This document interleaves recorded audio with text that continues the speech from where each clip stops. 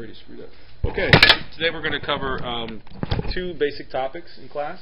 We're going to cover what's called the common ion effect, and then we're going to go into the topic of buffers and how that relates to a titration. These are both directed at AP chemistry test takers. So what you're seeing on the screen right now are some basics for solving all acid-base problems. These are things we've covered in class before. So I'm going to talk through them quickly, and writing them down or rewinding to this point in the video to see them for reference might be important. So anytime we have an acid-base problem, remember behind the scenes what we're dealing with is the chemistry of water.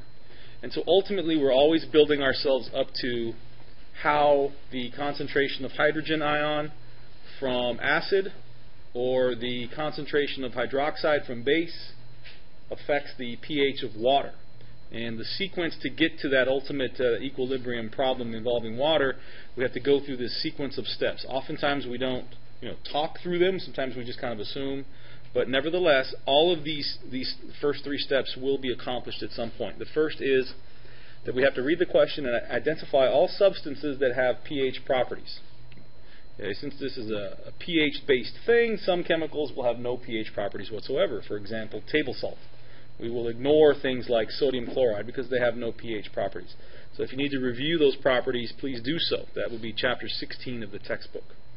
Once we've identified all the substances with pH properties, we have to make sure that, or we have to determine if any of those listed is a strong acid or a strong base. That's the SASB thing. If they are present, then their job is finished first. We say that the stoichiometry comes first.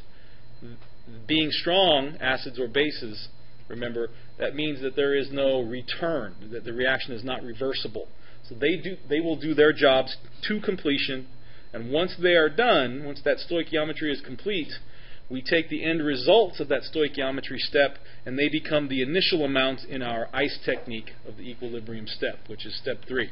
So once we've completed the stoichiometry, if necessary, we will then move forward to our ice technique, the initial change equilibrium process. Hopefully you remember that. If not, refer to, I believe, chapter 15, where it was first introduced for gases, and it's applied now in chapters 16 and 17. The constants that we'll be using and formulas are seen here. If you don't have them handy, you might want to write them down so that you can always refer to them. Later on, I'm simply going to assume you know what they mean. At the bottom, you'll see a new one that I really haven't shown you before. I'll circle it here. Before we get to that, maybe I should talk through these to make sure you have them all. Obviously, the Kw is the equilibrium constant for auto-ionization of water. Remember, water self or auto-ionizes, and the product of the hydrogen ion concentration and hydroxide concentration at any time is 1 times 10 to the negative 14th. Of course, that's at 25 degrees Celsius. I really don't need to write that because every problem you do will be at 25, but nevertheless, it's true. We process this using the negative log functions to get pH and or pOH, just a reminder of how that calculation goes. And then taking the negative log of this entire relationship here that I'm circling, again, we get to this tool which allows us to quickly convert between pH and pOH, which sometimes is necessary. Okay. Now on the bottom here you're seeing something that's going to come up in about 20 minutes after our first part of the lecture here. And let me be kind of clear what I'm trying to show you here. This is a time saver. It is not required. You can stick to using molarities as you know, which are moles divided by liters. There's no reason you have to switch or you have to carry out what I'm about to do. The problem with that is that when we do our titrations here in a few minutes, we are typically going to be working with milliliters for volume. And so you will constantly find yourself converting from milliliters to liters and then back to milliliters. And the chance that you drop a decimal place or skip a zero is great.